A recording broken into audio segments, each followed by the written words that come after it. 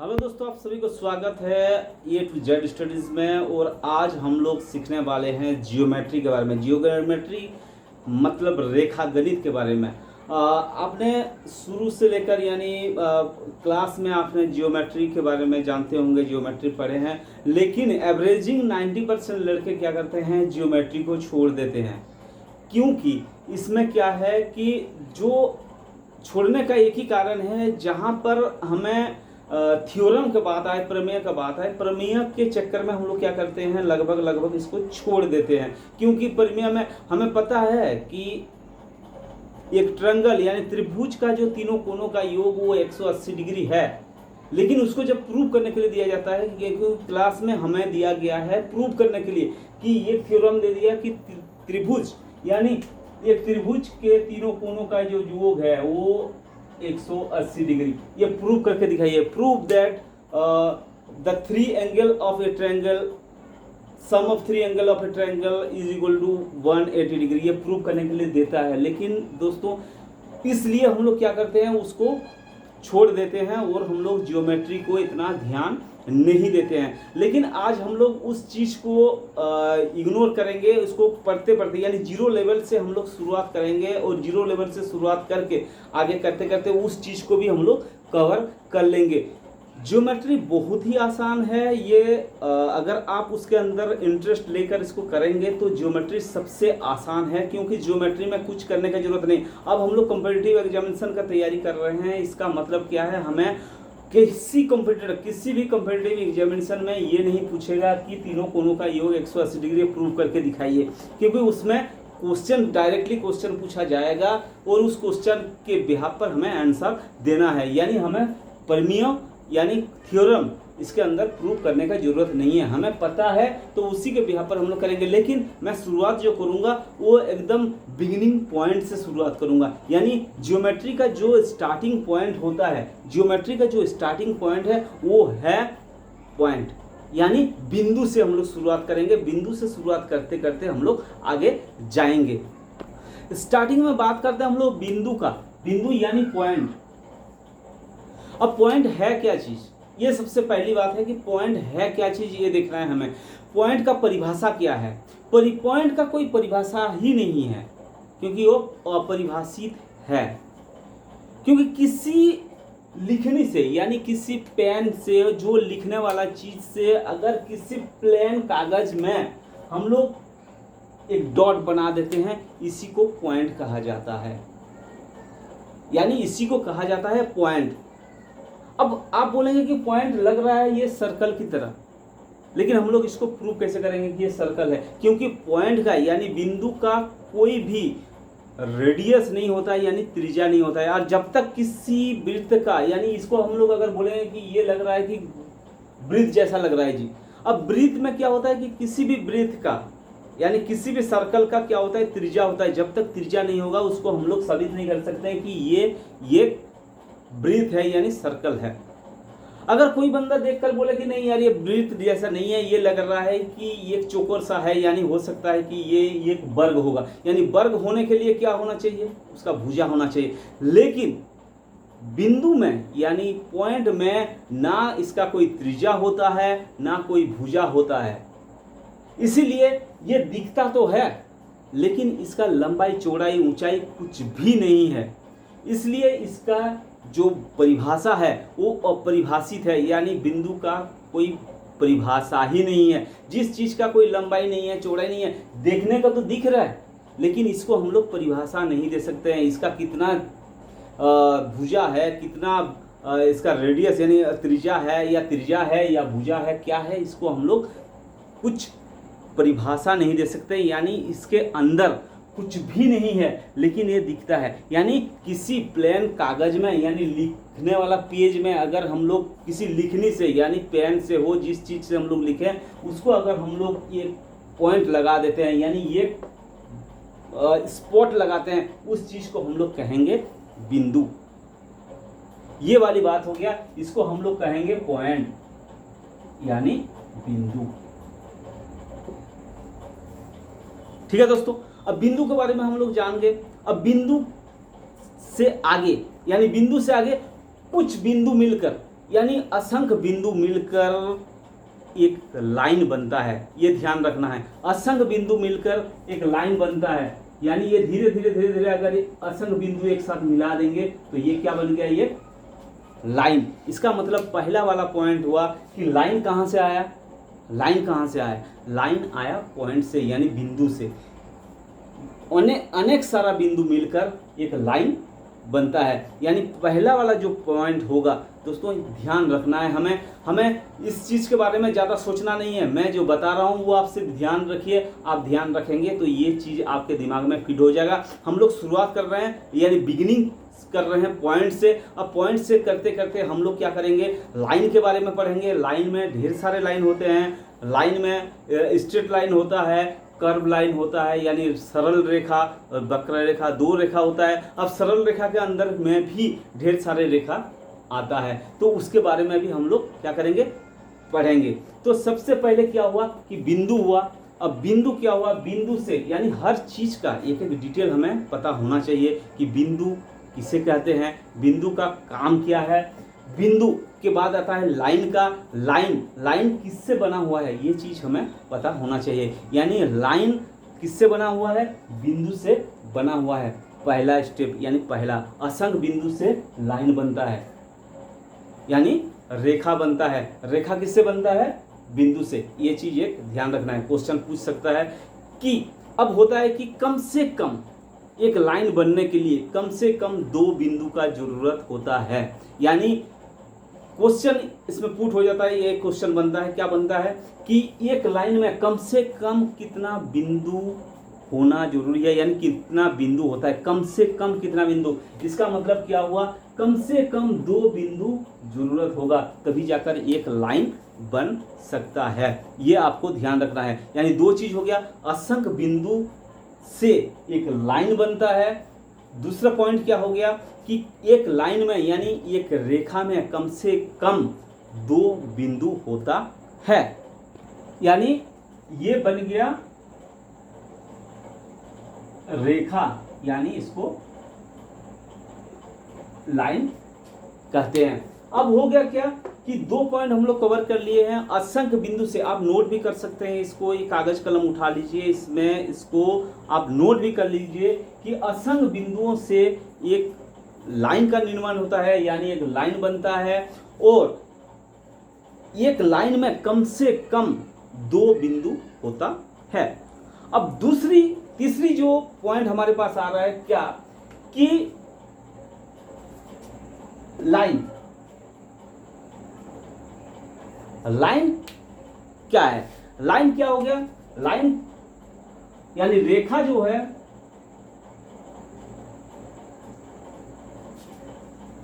उसको जो साइन होता है, रेखा का साइन है वो इस प्रकार का है। यानी ये क्या करेंगे, ये और बी अगर ये है इसको रेखा कहेंगे। रेखा का क्या होता है, कोई फिक्स पॉइंट यानी एंड पॉइंट नहीं होता है।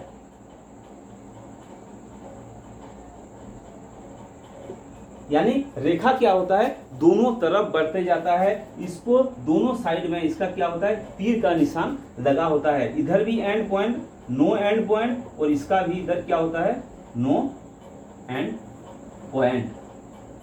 यानी रेखा का कोई भी एंड पॉइंट नहीं होता है। इसको लिखने का जो तरीका है वो कैसे लिखते हैं, ये बी और आगे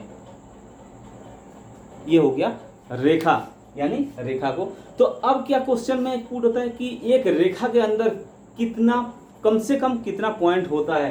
एक रेखा के अंदर 2 पॉइंट होता है। 2 पॉइंट से कितना रेखा खींचा जा सकता है, ये क्वेश्चन ध्यान रखिएगा।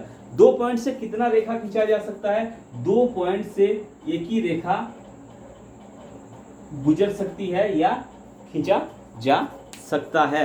ये एक गुण है उसका कि 2 पॉइंट से यानी 2 बिंदु से एक रेखा गुजरता है। अब उसके आगे वाला जो पॉइंट अगर हम लोग लेंगे, आगे वाला पॉइंट क्या लेंगे कि 2 अलग अलग रेखा को अगर काटा जाए तो कितने बिंदु से होकर वो गुजरेगी। यानी दो रेखा, ये एक रेखा ले लीजिए, अब ये एक रेखा ले लीजिए, अब ये दोनों रेखा, दो रेखा से कितना बिंदु कट सकता है। दो रेखा से कितना बिंदु कटेगा, एक ही बिंदु, एक बिंदु। यानी दो रेखा जब होगा, दो रेखा कितना बिंदु से कटेगा, एक बिंदु से कटेगा। यानी एक जगह उसको कट सकता है, दो अलग अलग रेखा को जब हम लोग क्रॉस करेंगे, चाहे किधर भी आप क्रॉस करा लीजिए, एक जगह से ही कटेगा। वही बात अगर हम लोग के क्वेश्चन में आए कि अब दो रेखा ना होकर अगर तीन रेखा हो तो वो ज़्यादा से ज़्यादा कितने जगह काट सकती है। ये है एक क्वेश्चन। क्वेश्चन पूछा जाता है कि आपके पास 7 रेखा दिया, अलग अलग रेखा 7 है। अब इसको अगर हम लोग काटेंगे, यानी एक रेखा दूसरे रेखा से, ये एक रेखा कट गया, ये एक रेखा कट गया, उसके बाद ये एक रेखा कटा, ये एक रेखा, तो ज़्यादा से ज़्यादा कितने पॉइंट में कट सकते हैं। ये अगर क्वेश्चन दिया जाए तो कैसे, जैसे 3 रेखा, 2 3, यानी 3 रेखा ज़्यादा से ज़्यादा कितने पॉइंट में काटेगी, ये क्वेश्चन हो गया। तो इसी ढंग का क्वेश्चन अगर आपके सामने आए तो उसको कैसे निकालेंगे, ये हमें देखना है। आपके सामने इस प्रकार का क्वेश्चन आ सकता है कि 3 रेखा परस्पर कितने बिंदु पर प्रतिच्छेद कर सकता है। देखिए ये 3 रेखा है, तो हम लोग क्या कर सकते हैं, इसको आपस में हम लोग लिख सकते हैं। कैसे, एक रेखा हो गया, 2 रेखा हो गया, और एक रेखा ऐसे काटिए कि इसको दोनों को काटे, यानी ये 3।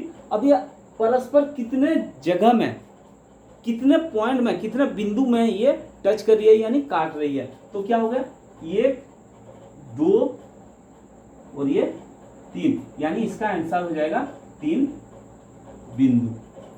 ठीक है, 3 जगह ये क्या करेगी, काटेगी। लेकिन इसी को अगर थोड़ा सा बढ़ा दिया जाए, यानी अगर मान लीजिए कि 3 के बदले अगर हम लोग 7 कर देते हैं, क्वेश्चन आ जाता है कि 7 रेखा परस्पर कितने जगह में वो प्रतिच्छेद कर सकते हैं, काट सकते हैं। तो इसको निकालने में क्या होता, हमें ज़्यादा ध्यान लगाना पड़ेगा, यानी आप निकाल सकते नहीं हैं आसानी से। तो इसका एक छोटा सा फॉर्मूला है यहाँ पर। इसका फॉर्मूला क्या है, n × n-1 डिवाइड बाय 2। ये फॉर्मूला इसके अंदर काम करेगा।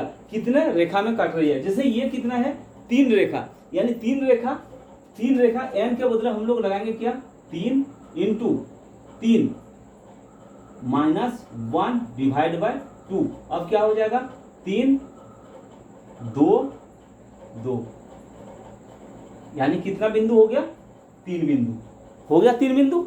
इसी चीज को अगर हम लोगों का इसमें दिया जाए कि 7 रेखा, यानी इसी क्वेश्चन को उतार देता कि 7 रेखा आपस में कितने जगह में प्रतिच्छेद करेगी। तो ये क्या होता है, 7 रेखा। अब हम लोग 7 रेखा को कैसे लिखते,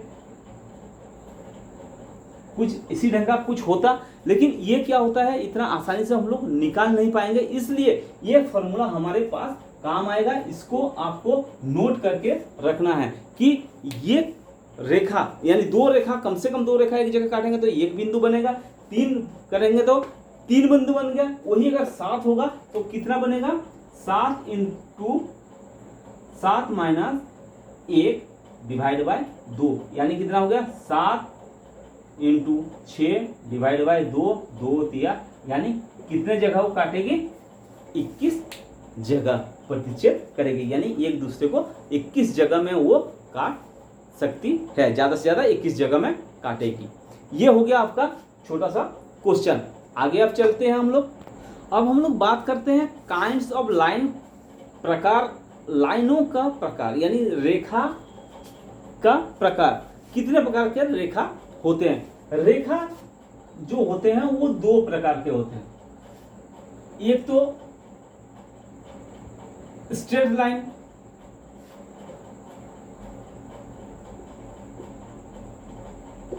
और एक कर्व लाइन। अब स्ट्रेट लाइन क्या होता है, सीधी रेखा, और कर्व लाइन क्या होता है, वक्र रेखा। जो रेखा सीधी जा रही है इसको सीधी रेखा बोलेंगे हम लोग, स्ट्रेट लाइन बोलेंगे, और जो टेढ़ा जा रही है यानी टेढ़ा एढ़ा होकर जा रही है, इसको कहेंगे हम लोग वक्र रेखा। अब हम लोग बात करेंगे स्ट्रेट लाइन के बारे में। स्ट्रेट लाइन कितने टाइप के होते हैं। अब स्ट्रेट लाइन में क्या होगा, काफ़ी सारा लाइन के बारे में बात करता है। वो काफ़ी सारा लाइन आज हम लोग क्लियर कर देंगे, क्योंकि आज हम लोग लाइन को क्लियर कर देंगे। सारे जितने प्रकार के लाइन होते हैं यानी रेखा होता है, आज पूरा रेखा हम लोग क्लियर कर देंगे। आप थोड़ा सा ध्यान देकर देखना है, क्योंकि एक एक स्टेप, क्योंकि जो जियोमेट्री है यानी रेखागणित है, इसको थोड़ा सा धैर्य का जरूरत है, थोड़ा सा टाइम लगाना पड़ेगा। और टाइम अगर हम लोग इसके अंदर लगा दिए तो 100% हम लोग इसको समझ पाएंगे और 100% ये इजी है। इसका इंटरेस्ट धीरे धीरे बढ़ेगा। एक एक चीज़ मैं बताते जाऊंगा और इसके बारे में हम लोग क्या करेंगे, पढ़ते जाएंगे, सीखते जाएंगे, और ये बहुत ही आसान है। सबसे पहले हम लोग बात करेंगे स्ट्रेट लाइन के अंदर जो है वो है पैरेलल लाइन। पैरेलल लाइन का मतलब होता है समांतर रेखा। समांतर रेखा क्या है? समांतर रेखा वही है जो दो रेखा एक ही साथ चल रही है और ये दोनों का जो डिस्टेंस है यानी दूरी है, ये हर जगह बराबर होती है। इसको हम लोग बोलते हैं क्या कि पैरेलल लाइन।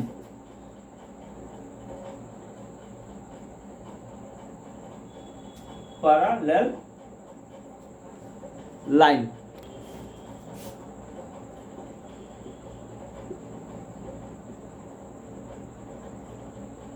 समांतर रेखा।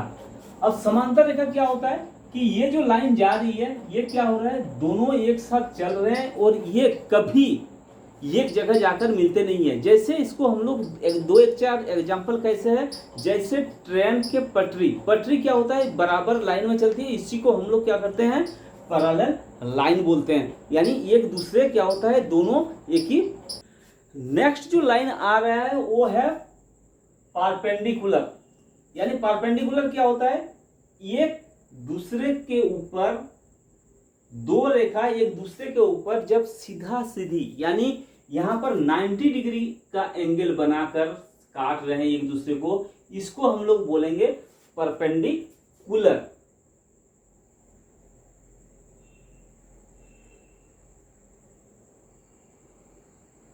लाइन।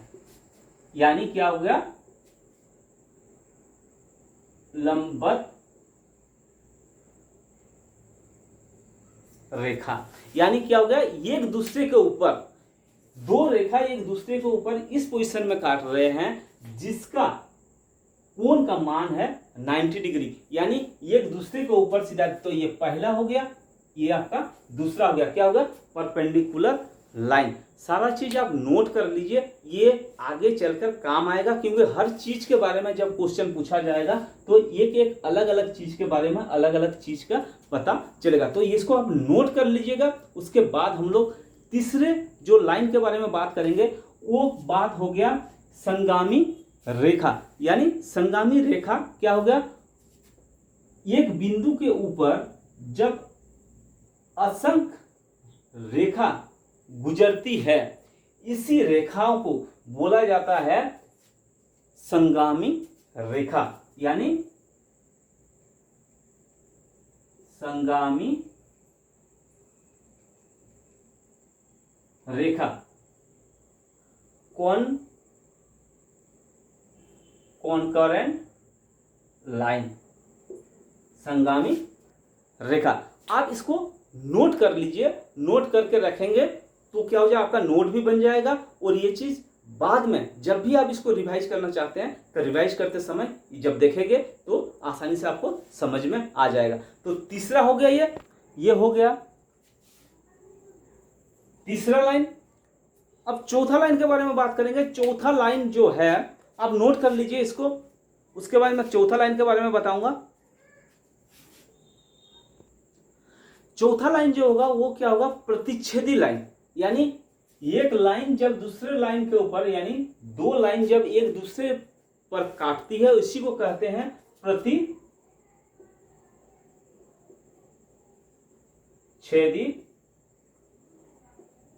रेखा। एक रेखा जब दूसरे रेखा को काटती है तो इसको बोलते हैं प्रतिच्छेदी रेखा, यानी इंटरसेक्टिंग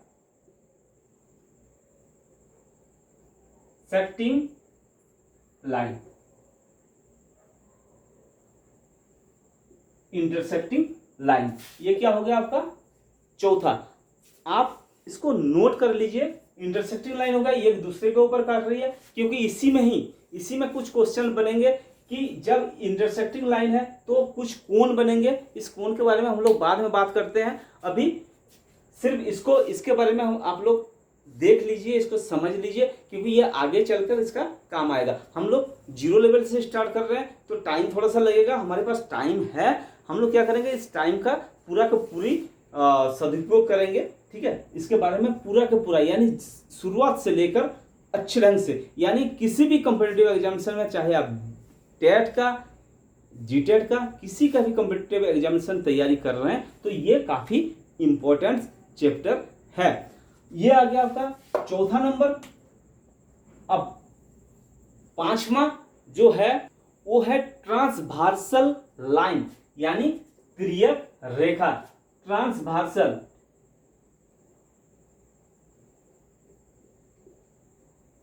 तिर्यक रेखा,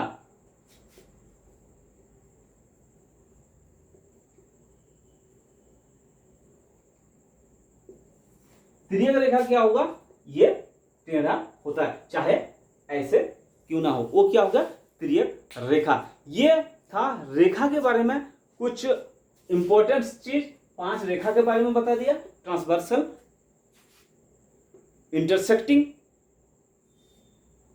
कॉन्कोरेंट यानी संगामी, परपेंडिकुलर यानी लंबवत, एक दूसरे के ऊपर जो लंबा कटती है 90 डिग्री का कोण बनाता है, और ये हो गया आपका पैरेलल लाइन। अब क्या होगा, इस चीज से लेकर हम लोग क्या करेंगे, आगे बढ़ेंगे, और आगे बढ़कर हम लोग कोण के बारे में बात करेंगे। ऑलरेडी वीडियो 22-23 मिनट का हो चुका है, तो हम लोग नेक्स्ट जो वीडियो बनाएंगे कोण के ऊपर बनाएंगे। कोण काफी इंपॉर्टेंट है हमारे लिए, क्योंकि कोण के बिहाफ पर हमारा क्या होगा, सारे क्वेश्चन पूछे जाएंगे।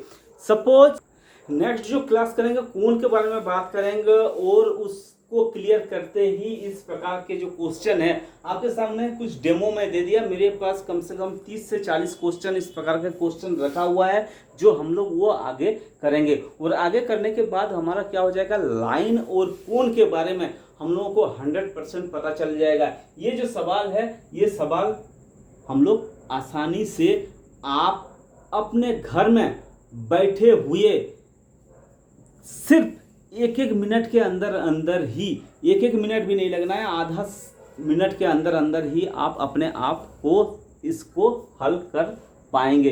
तो दोस्तों आज मैं गुड बाय करता हूं, और कल मैं लेकर आऊंगा कोण के बारे में। कोण को कंप्लीट करते ही ये जो क्वेश्चन हम मेरे पास क्वेश्चन रखा हुआ है, वो क्वेश्चन सेट को हम लोग पूरा के पूरा तैयारी के साथ करेंगे। Thank you very much, good bye.